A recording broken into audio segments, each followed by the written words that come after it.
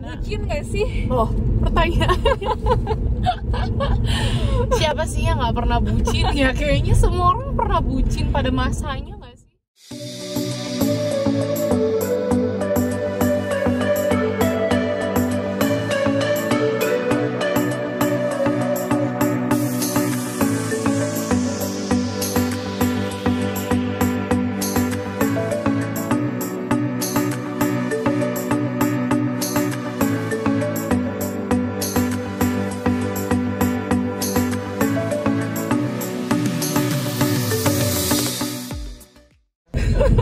Sebenarnya itu pertanyaan yang pengen aku tanyain sama Kiki kayaknya.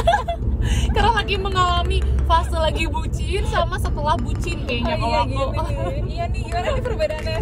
Kalau tuh masih bucin nih Bu, sama sesudah bucin, sesudah menikah gimana nih? Waktu bucin ya waktu zaman dulu tuh kayaknya semua tuh kayaknya indah, terus juga kayak apapun mau gitu kan dilakuin, hal kecil aja. Kayak dulu waktu pas masih PDKT gitu kan, ya udah nonton kayaknya seneng banget kan diajak nonton, ayo. Kalau sekarang kan Netflix, GoFood udah kelar gitu loh, udah seneng gitu aja. Dia udah jompo banget, tapi mager banget kayaknya ke itu ya, ke bioskop. Sekarang tuh udahlah kayaknya Netflix, tunggu anak tidur, udah. Itu aja udah malam mingguan buat aku. Kalau buat Kiki gimana tuh? Kalau Kiki Sama aja sih. Kalau buat aku juga, jadi kalau aku nih, kalau misalnya di rumah ya gitu nonton Netflix kan, paling sama makanan udah aja udah seneng banget. Jadi versi me time kita agak sama Bu ya. Iya. Udah males banget keluar, bukan males sih, kayak aduh kayak capek gitu loh. Iya. Mungkin kalau dulu pas zamannya bucin, ya kalau kejeduk dikit, oh iya sayang, shemu gitu kan, sayang gitu kan dulu mah. Sekarang mah boro-boro. Lu kuliah sering dijemput dong? Iya dong. Dulu waktu pas fenomena terbucin dulu, jadi kan si suami aku tuh kan dulu tuh pas baru mau beres brevet ya. Kalau brevet itu kayak pas mau wisuda dokter spesialis, dia kayak ada namanya brevet gitu. Nah dia pas lagi nunggu itu tuh kan udah mulai poli kan, dia udah mulai ngisi poli gitu, poli obgyn. Dia tutup tuh semua poli hanya untuk demi menjemput anak kuliahan insan yang belum kelar SKT aja belum, kayaknya baru lulus SMA waktu dulu. Jadi jam 2 tuh kan aku pulang kuliah tuh, dijemput gitu. Jadi semua poli dia dari jam 2 ke bawah dia tutup. Biasa kan dia praktek sampai jam 9 malam. Ditutup semua, jadi cuma jemput aku doang. Itu sih terbucin parah. Terbucin, gak jelas lah. Ketutup ya? Iya, dokternya lagi jemput doi gitu kan. Enggak banget ya Allah. Aduh kebayang sih itu. Kalau sekarang itu bucin nggak ada sama sekali bucin. Jadi kalau misalkan waktu dulu pas hamil aja, gimana? Pas hamil, ini aku kan ngap banget nih hamil sambil nyetir harus kayak RSUD. Waktu zaman dulu kan koas ya. Iya. Ya udah sih nyetir sendiri nggak masalah, harus kuat. Jadi koas harus kuat. malah support gitu loh. Nggak jelas banget deh. Padahal dulu antar jemput gitu kan, sekarang boro-boro. Sebelum mendapatkan ya. Sebelum mendapatkan biar gitu nggak loh. kemana-mana. Ini aset banget nih Iya, cewek. jadi sampai mantan juga ngejer lagi gitu ya kayak. CLBK, cinta lama belum kelar. Itu kayak kasusnya yang di sebelah aku nih kayaknya. Ini nih, aduh. Sampai mau jemput di depan pintu tol juga udah saking nggak sabarnya pengen ngejemput. Dari pintu tol mau langsung jemput kepada larang gitu ya. Parah. Padahal antaran juga ada gitu loh. Itu nggak apa-apa sih. Berarti kan dia sangat memperjuangkan. Iya sih. Jadi pasti bucinnya orang beda-beda ya, Bu ya. Iya. Iya dong. Pastinya. Terus kalau misalnya makanan kesukaan Ibu apa nih? Apa nih kalau makanan kesukaannya seorang dokter Akma gitu? Aku mah makanannya makanan kampung biasanya. Karena aku kan asli Sumatera, jadi kalau misalkan aku tuh bener-bener suka banget masakan dari daerah sana, dari daerah Bangka Belitung. Jadi kalau di sana kan makanannya mirip-mirip sama orang Palembang kan, kayak orang Wangkito Galo lah gitu. Kalau di sana tuh ada namanya lempah kuning. Mungkin orang-orang Bangka Belitung bisa komen di bawah. itu makanannya seperti apa. Itu Iya. enak banget sih kalau buat aku tuh. Dia berkuah, Hah? terus asam, pedes, gurih, asin. Hah? Jadi seger gitu loh, sedep, gurih. Langsung cenghar ya, orang Langsung Sunda ya. cenghar gitu. Terus bening kan, agak-agak bening gitu kan, warnanya kuning. Bisa jadi lempah kuning ikan atau lempah kuning ayam gitu. Jadi itu makanannya tuh kalau misalkan aku biasanya kan karena papaku tuh Bangka Belitung lekoh banget, jadi selalu masak itu setiap hari, hampir lah gitu tiap hari. Jadi aku waktu masih kecil tuh selalu dimasakin sama mamaku masakan Bangka Belitung, kayak mie ikan, aku suka banget deh, kayak mie ikan, terus mie kuah ikan, terus apa namanya kalau kita sebut anam. Kalau masakan kita kalau pulang Lebaran itu ada namanya anam, itu enak parah sih. Sama sambal asem kalau pulang kampung, ya Allah, pengen pulang kampung. Udah berapa lama nih nggak pulang kampung nih? Selama corona deh, kayaknya Lebaran juga nggak pulang kemarin ke sana karena biasanya aku tuh kan sangat ini banget ya, Bangka Pride banget kayaknya. Jadi selalu pulang kampung setahun tuh bisa 4 kali, 5 kali karena cuman pengen makan makanan sana doang gitu. Pengen pulang kampung aja karena kan keluarga masih banyak di sana. Ketemu saudara-saudara masih banyak di Bangka Belitung. Makanannya juga banyak gitu kan. Pokoknya ke sana nggak naik berat badan, pasti naik sih. Jadi kalau masakan Sunda ya suka karena mamaku kan orang Sunda, tapi nggak senafsu makan kalau makan dari sana gitu. Apalagi langsung main dari sana ya. Gitu. Aku mau masakan kampung aja udah semua. Mantap. Jadi bahagianya sederhana banget ya, Netflix di kamar bahas ke Bangka. Terbaik. Untuk tahun 2021 ini Ibu, cita-citanya Ibu atau harapan Ibu apa nih? Di tahun 2021 pengennya sebenarnya ada yang pengen dicapai itu dari setahun ke belakang sih. Pengen banget, tapi masih rahasia sih, kayak bikin suatu usaha yang dimana usahanya itu di bagian produsen. Jadi pengen ngeproduksi suatu produk gitu. Nah itu sih yang pengen banget dicapai. Terus juga pengennya buka usaha baru lagi di bidang yang lain, dan juga mungkin pengen nyari-nyari klinik-klinik lagi sih, buka-buka klinik-klinik lagi. Jadi bikin cabang lagi gitu loh untuk kliniknya. Cuman kliniknya pengennya sih dinaikin statusnya, bukan jadi klinik Pratama aja tapi jadi klinik utama. Jadi ada dokter spesialisnya gitu. Jadi mungkin buat teman-teman yang nggak tahu atau misalnya masih belum mendapatkan informasi, itu bedanya klinik Pratama sama klinik utama itu. Kalau klinik Pratama itu biasanya yang ngisi dokter umum, terus juga bisa 24 jam, bisa juga nggak 24 jam. Nah, aku tuh pengen naikin jadi klinik utama. Kalau klinik utama itu dokter penanggung jawabnya adalah dokter spesialis. Jadi dokter spesialis bisa praktek di sana, tapi tindakan-tindakannya pun ada beberapa yang dibatasi. Jadi kayak misalkan untuk operasi mungkin nggak bisa di klinik utama, itu harus di rumah sakit. Tapi yang minimal dokter spesialis tuh bisa praktek, dan tindakan pun bisa, tapi dengan fasilitas yang sesuai dengan kapasitas klinik utama gitu. Jadi lebih enak sih, lebih lengkap gitu. Ya amin, kita doain ya semoga cita-cita dan harapan Ibu Asma di 2021 terwujud. Amin. Terwujud, susah banget ngomong terwujud. Nah gitu nih. Terus sekarang resolusi Kiki apa nih di 2021? Apakah mengejar cinta? Oh jelas, atau amin. Dan juga nih di 2021 ini semoga nih yang join reseller dari Akma Skincare ini banyak. Iya, amin. Iya nih. Ya karena kebetulan kita juga lagi kan tim HO Bandung sebenarnya, seperti yang ada di belakang, tim Gonjreng gitu. Mana kita yang tim Gonjreng? Jadi sebenarnya langsung ya, seneng dikasih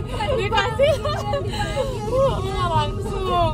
Jadi tim HO ini tuh sudah berjuang bersama kita. Jadi mungkin bakal lebih enak lagi nih buat teman-teman yang mau join reseller Akma Skincare, bisa nanti langsung kontak admin mitra kita gitu. Iya betul banget nih. Caranya gimana Ki? Nanti mungkin bisa Kiki jelasin. Iya nih. Jadi nih buat teman-teman yang ingin mendapatkan kesempatan untuk peluang usaha bersama kami dari Akma, itu nanti bisa kontak di sini. Nah, gitu nih Bu. Terus nih, pengalaman Ibu punya anak pertama gimana sih? Ada ngalamin baby bluesnya atau gimana? Waktu pas punya anak pertama, waktu itu tuh ceritanya tuh umur 21 ya, punya anak pertama. hamil umur 20, Masya lalu Allah. punya anak pertama umur 21. Iya. Belum ngerti apa-apa lah, cara ngurus anak juga kayaknya belum bisa. Pokoknya kalau nangis sih enggak ya, karena lebih kayak ke agak sedikit baper. Tapi tuh kayak bapernya tuh udah lewat gitu loh, karena ya mau apa sih yang dibaperin, toh aku harus melewati ini kan. Jadi dulu tuh ada masa dimana aku tuh, karena mungkin lingkungan ngebentuk aku supaya aku tuh ya nggak apa-apa tuh baper gitu loh. Waktu pas umur 21 di masa teman-teman aku pada nyantai, pada lagi Kuliah. hedon, kuliah, jajan, pacaran gitu, liburan, bener gak sih? Umur 21 makanya aku salut banget loh sama anak-anak kantor aku tuh, bener-bener umur 21 tuh udah memegang kantor yang sangat riuh gitu ya. Mana coba Anak-anak masih pada cimil-cimil gitu kan. Nah itu aku umur 21 tuh ya.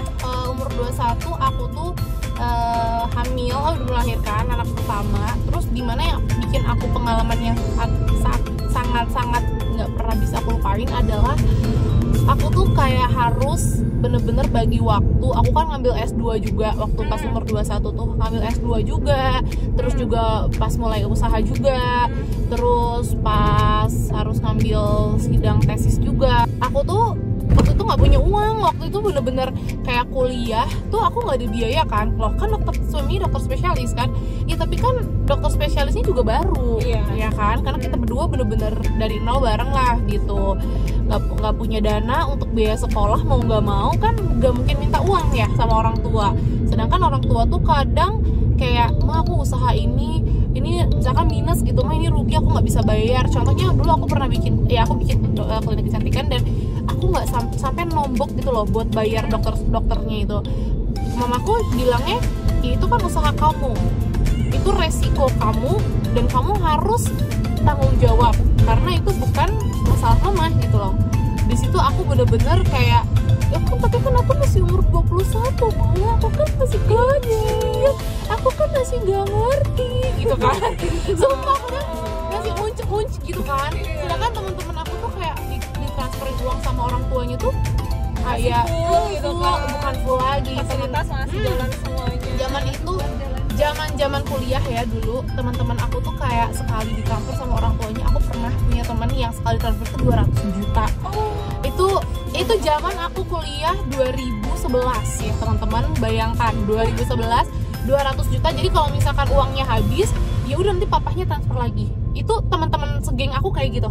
Ya Allah. Kebayangkan, maksudnya sedangkan aku tuh udah punya anak, nggak punya uang juga gitu kan. Nah temen aku itu ya udah gitu, yang aku sih nggak nge-compare ya, cuman kayak aku jadi motivasi aja, oh ketika aku nggak punya uang ternyata kayak gini rasanya. Terus dan yang akan bertanggung jawab sama diri aku sendiri adalah aku dan ya suami gitu kan, aku sendiri gitu, bukan orang lain. Jadi aku harus bertanggung jawab atas apa yang sudah aku ambil gitu loh, resikonya, keputusan yang udah aku ambil aku harus tanggung jawab gitu kan. Di situ sih aku belajar. Dan waktu pas umur 22 ya, aku udah mulai beli properti waktu itu. Dan ketemu sama orang Chinese, dimana orang Chinese itu bener-bener banyak ngajarin aku. Ini anak tolong bisa bayar enggak gitu kan, tolong bisa bayar enggak gitu kan. Aku sampai dipanggil ke notaris karena dia saking nggak percaya aku bisa bayar itu properti waktu itu.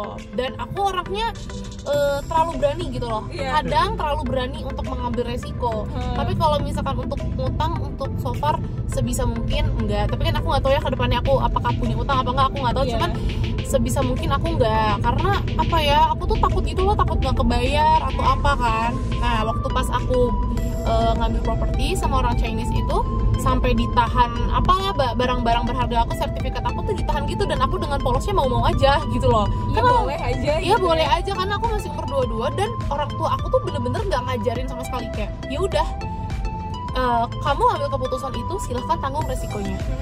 Mama papa nggak akan ikut campur. Kamu untung ya buat kamu rugi ya buat kamu gitu loh. Jadi dari situ aku banyak belajar pengalaman sih, karena lingkungan jadi yang ngebentuk aku gitu kan.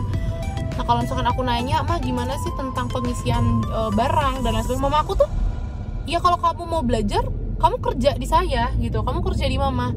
Sedangkan kan aku nggak bisa kan, karena aku masih kuliah. Jadi waktu itu sempat sebel banget nih, mama kok jahat banget sih gitu kan. Mama nggak pernah mau bantuin aku, gitu kan. tapi ya ternyata ya aku jadi lebih bisa untuk mengatur dana gitu sekarang. Jadi banyak belajar juga sih. Kalau dulu kan mungkin ada uang foya-foya gitu kan, foya-foya dulu tuh kan. Wah pokoknya nggak jelas banget lah gitu kan. Kalau sekarang kayak lebih ngatur gitu, kayak aku harus punya dana buffer. Jadi aku lebih belajar financial planning gitu.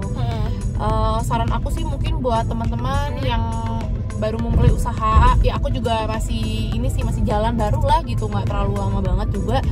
Harus punya dana cadangan. Dimana dana cadangan itu, kalau aku pribadi aku harus punya uang cash 2 tahun untuk aku beroperasional, perusahaan aku beroperasional. Beda-beda ya, setiap orang kadang ada yang cuma 6 bulan gitu ya, dana 6 bulan operasional. Kalau aku nggak berani, kalau aku minimal 2 tahun. Jadi anak kantor aku jadi tenang gitu loh akunya tuh, ngerti nggak sih? Kayak anak-anak kantor aku juga, oh ini perusahaan settle, aku juga nggak punya utang gitu loh. Kalau aku ya, setelah aku belajar gitu dari yang sebelum-sebelumnya, bahwa kekuatan dari perusahaan urat nadinya adalah ya financialnya gitu loh. Kalau misalkan si perusahaannya itu ketika aku berani ngambil keputusan, misalkan oh ya kita ngambil keputusan strategik A, B, C, tapi uangnya nggak ada, terus ternyata uangnya itu kita pakai dari uang hutang gitu loh, itu kan jadi bahaya banget buat perusahaan. Nah sedangkan aku tuh nggak mau, aku lebih nahan ego aku untuk hidup sederhana aja, tapi usaha aku sehat gitu, dibandingkan aku belanja kebutuhan tersier aku, tapi kebutuhan primer aku atau perusahaan aku tuh sakit gitu loh, keadaan perusahaan aku nggak mau kayak gitu. Ya itu pengalaman sih yang ngajarin aku ya, karena dulu pernah suatu saat dengan idenya aku, banyak sih kalau misalkan diceritain idenya aku itu mama aku dengan pedenya dia nyuntikin dana itu gede banget. Waktu itu aku inget banget angkanya tuh sekitar 100 juta zaman umur 20 tahun. Dia suntikin dana buat perusahaan aku. Jadi bukan suntikin sih, dia pinjemin. Ingat mama aku sangat hitungan. Jadi pokoknya hitungan sih, maksudnya kayak sangat dihitung gitu. Bukan hitungan juga, maksudnya aku diajarkan untuk tanggung jawab gitu. Nah uang 100 juta ini dia suntikin untuk sok aja beli produk, katanya untuk modal. Oke, beli dong. Wah itu aku borju kan, belanja tuh produk, belanjanya kalap ya Bu. Dan Anda tahu hasilnya seperti apa. Itu produk-produk aku kalau yang slow moving itu basi kan, maksudnya aku nggak bisa jual karena ada namanya umur ekonomis suatu produk kan. Betul. Nah si umur ekonomis produk ini tuh aku nggak plan gitu loh, nggak aku perhitungkan. Udah itu boncos. Jadi aku dari situ aku ya udahlah, kayak gimana lagi, mama aku mau nggak mau tahu, sini balikin duit mama gitu kan. Bertanggung jawab dong. Tapi alhamdulillah sih, maksudnya sudah melewati fase-fase itu, jadi ya lebih kayak ya udah hidup mah apa adanya aja, kita sederhana, yang penting sehat gitu loh perusahaan. Betul sekali. Ngomong-ngomong nih, kita udah mau nyampe kantor nih. Iya nih, kita sudah sampai kantor. Nanti kita langsung kantor, senang.